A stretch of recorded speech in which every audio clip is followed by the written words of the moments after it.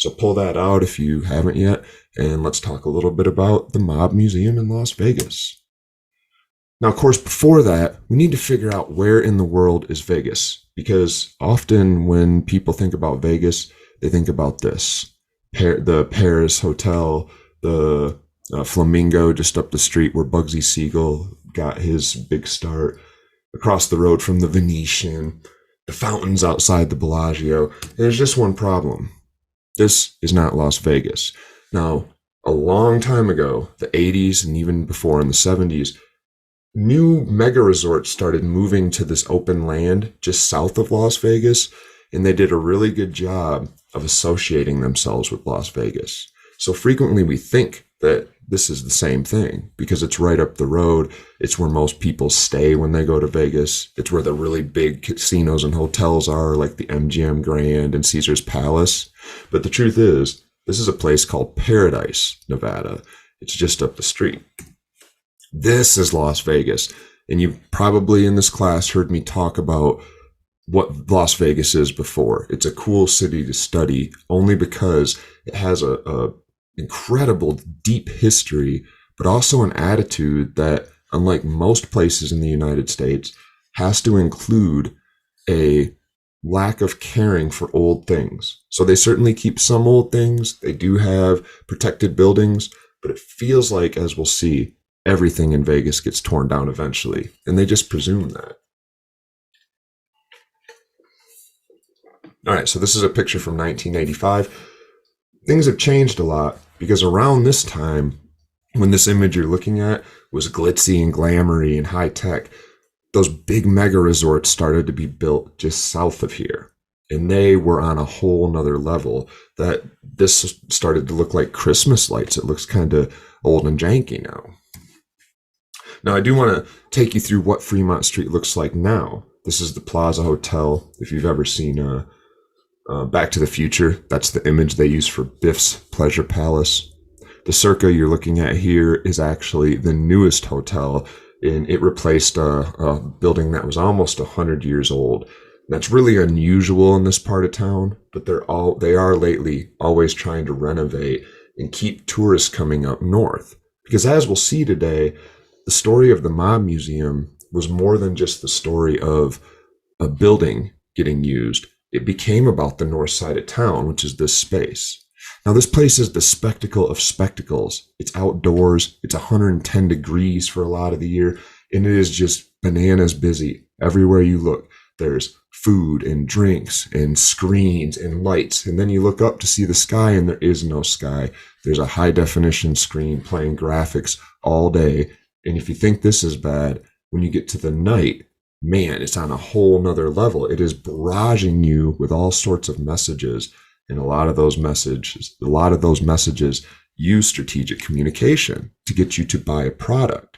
And as we'll see, more than just the product, they use strategic communication to make you feel a certain way about Vegas so that you want to come back. So, of course, this is bad enough during the day, right? It's a lot. Everywhere you look, there's lights. But if you were to come back at night, again, whole nother level. So here's what it looks like at night. The lights turn sort of red and darkish. Everywhere is actually an advertisement, right? Including the individual who's out, according to the sign anyway, witnessing to people. And I actually have talked to this guy a few times. He's actually got a separate thing going on where he's involved with a nonprofit that they say is designed to prevent child trafficking. And when you look close, there's not a lot of information that can be found on it. So I'm not exactly sure what was going on there, but that's the sort of stuff you find out there. Everybody now uses this space of vice, of everyone's drinking, of it's shoulder to shoulder and we're packed, and they slide their little thing in there, right? Whether that is a legitimate nonprofit attempt to help traffic children, or whether it's just some guy that's taking advantage of the situation. All right, so this is what it's like now, today. It's still not like the regular down south huge buildings place, but they've done a good job of drawing people up. Now, on the other hand, this is the Mob Museum. Boring, kind of dusty, old school. It was both a federal courthouse and a post office for 50 years. Not exactly the most exciting place. And it's actually about 2.5 blocks off of that strip you just saw with the overhead TV screen, which means you've really got to get people to show up there. And they had their work cut out for them from the start, because not only was it going to be difficult to make this place look like the Mob Museum, to make it look glamorous in Vegas of all places. That's a hard thing to do. But they also had to balance that with a public who wasn't going to be real thrilled if the city started leaning into the gangster image. Because what if they start bringing those things back? What if people hear those messages and think Vegas is the place to go and do organized crime now? So they had to balance both of these things, and they used strategic communication. Now, I know I'm centering the question that was sent to me this week, but I want to make sure we're back in organizational communication. Back to, quote, deliver a message unrelated to the services and products being offered, at the line from the syllabus. Now think about this. This is a quote that you read in the article this week, page 131. Researchers also heeded Marstein's suggestion that museums exhibits need to be critically viewed by looking at what museums don't say, what is implicit, as well as what they do say, what is explicit.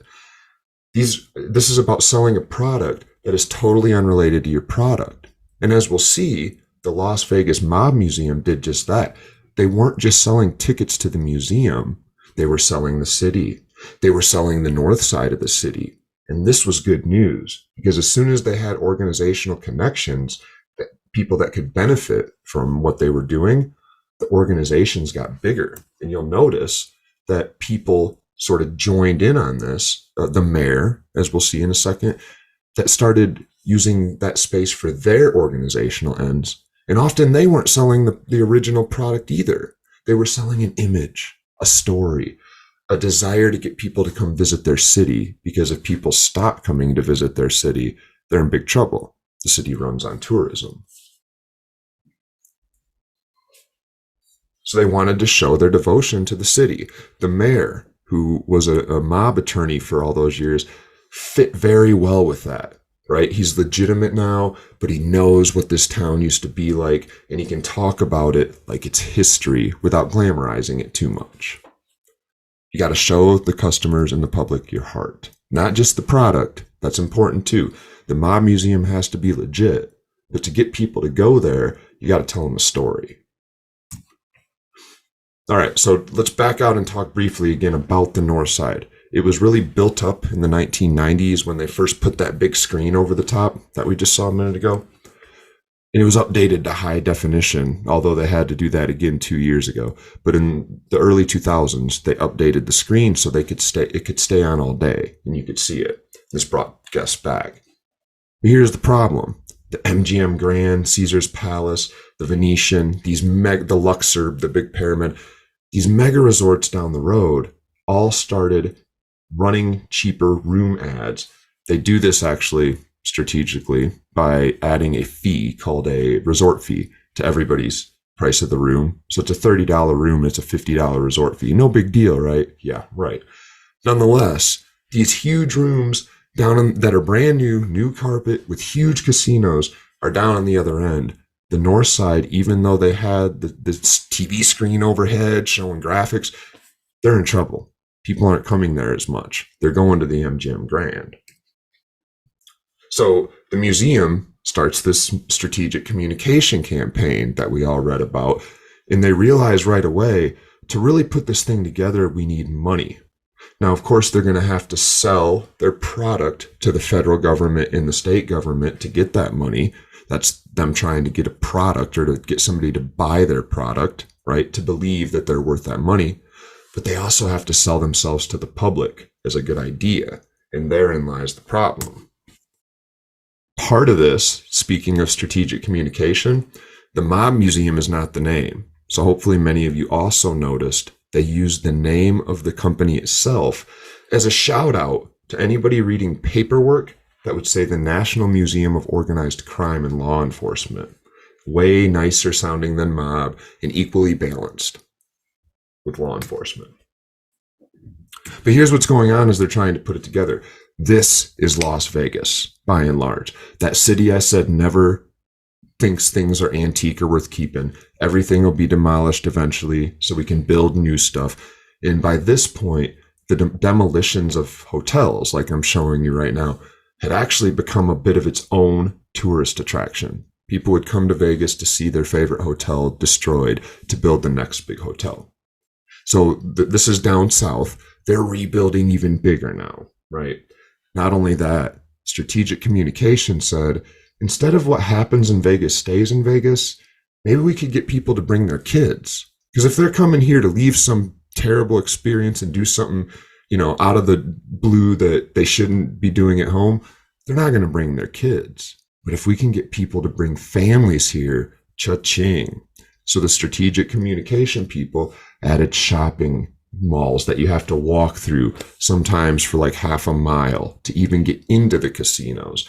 And they added these shows, these residencies, J-Lo, Aerosmith, huge names that now used to just perform in Vegas, now basically live in Vegas, and they perform most nights. So you can go there almost any time and know you're going to be able to see your favorite performer. And of course, the cheap hotels down south. They also updated the tech. This what we're looking at getting destroyed here, these brown basic brick buildings, that's not Vegas anymore. Everything is got a facade. Paris is actually designed to look like Paris. There's a Statue of Liberty out in front of New York, New York. All of it is supposed to be high-tech, sparkly, shiny. It's supposed to feel like the future. And now they start changing, right? This place is great. What happens here doesn't stay here. You want to take photos. You want to take it home with you. They strategically start communicating the magic of the city in a different way. That's designed not just to get people to come, but to get people to rethink that trip to Vegas. Bring your kids. This is what's all going on, is the mob museum's trying to figure out, how do we get this thing opened and how do we make sure it stays open? So the mob museum, the Law and Order Museum, it's about 2012, and they're in the midst of this, and they finally secure this funding. They still got to think about all of these things they're competing with, not just the shopping malls and the restaurants that have showed up at the other end of the strip, but the public. The millions of people that live in the Las Vegas Valley have to be sold on this thing. And they don't like organized crime for probably obvious reasons. When people come to Vegas to blow off steam and they're under the impression that anything goes, sometimes they act like fools. And then they go back home, aside from whatever criminal charges they might have to come back and face. And the people that live there, the workers, the employees, the owners, they're left in the aftermath. And it would be so much more convenient if these folks would show up for a regular vacation, have a good time, blow money in the casino, buy overpriced food and clothes from malls on the way in, and then go home with their photograph. That's what the city is trying to strategically communicate. All right. Again, not necessarily product-based. This is another quote from page 131. The Mob Museum is an example of a museum that was developed for the purpose of fulfilling a larger strategic communication goal. The overall promotion of the city of Las Vegas as a tourist destination with a diverse range of entertainment options for visitors, far more than what happens here stays here. No, this is now a bring your family, bring your friends, and take it home with you. There's so much to do here. This is the city, again, trying to lean into this new image and get people to bring that money. But here's what's weird. We're talking about the Mob Museum, not the city of Las Vegas, except we are talking about the city of Las Vegas. So think about how the people putting the Mob Museum together reached out to the other people in their community who had something to gain from it. So all of those casinos down on the north side that I was telling you about that run their own business, that's only 2.5, 3 blocks away from where the Mob Museum is. If the Mob Museum starts bringing people in, they'll probably come down and gamble. In fact, some of them might stay in the hotels that would otherwise stay somewhere else. This is good. Some people might come to Las Vegas just to see the Mob Museum or stay an extra day. Cha-ching, the city likes this because it's tax revenue. The casino owners like this because it actually is a way to speak to their image and to draw people in. And they can get in bed with the mob museum and say, offer tickets to people that are checking into the hotel, or they can set those tours up for them if they want. And of course, local residents and employees enjoy this because it means jobs, it means more tax revenues to pave sidewalks and fight crime or whatever else they're looking for.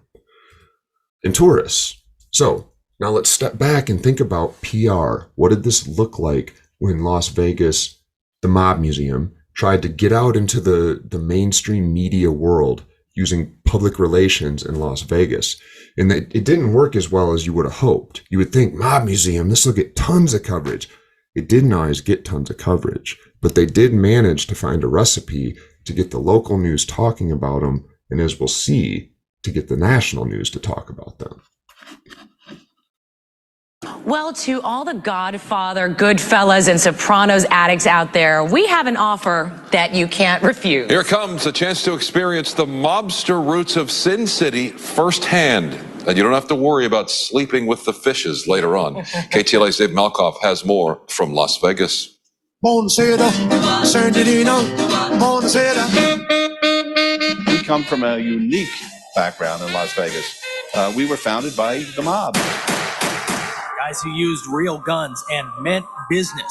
Oscar Goodman should know. I'm seeing clients. I'm seeing people that my clients purportedly murdered. So it's like old home week. For a dozen years, he was mayor of Las Vegas. Before that, well... So over 35 years of practicing law, I represented reputed mobsters all over the United States. The $42 million Mob Museum opened in downtown Las Vegas this week. This building is historical. Converted from a courthouse where mobsters actually stood trial. Okay, step back. Now it's 17,000 square feet of interactive, bloody mob stories. Here we are. Yeah, kind of hokey, kind of ridiculous, but that's what they were looking for. And as we'll see in a minute, when COVID hit and they had to rebrand and try to make sure they were still getting attention so they didn't go out of business, they played into this same back and forth idea of terrible mob, organized crime, dangerous, it was a bad place, and jokey, cartoony, funny mobster, you could be sleeping with the fishes. And playing back and forth with those two ways of talking about organized crime is the history of Las Vegas, gave them this weird space where the public would listen. And then, of course, it didn't stop there. You read about some of this. The quiche, the merchandise they sell with the brass knuckles coffee cup for $30 or whatever. They actually got the press to come back for the 1 year anniversary by making their first $1 million payment on those federal loans in cash, in suitcases, right? Hoping, we can get the press to cover us, and free press is good press. And as the author noted, they actually managed to construct the history of Las Vegas and deliberately point away from the people that live there now and try to make it about, at times, about immigration and people that were coming there and, quote, shortcutting the system. Now, I've been there in the last few years, and they seem to have cleaned a lot of this up and changed that narrative a little bit. And I think that's another sign of the cultural zeitgeist. So they had to do all of this, and they had to do it well, especially that top one. Locals welcome. Right? This was supposed to be a spot for out-of-towners to come visit. And it turns out that they actually had to build it as both connected to the community, but also as a national and international tourist destination.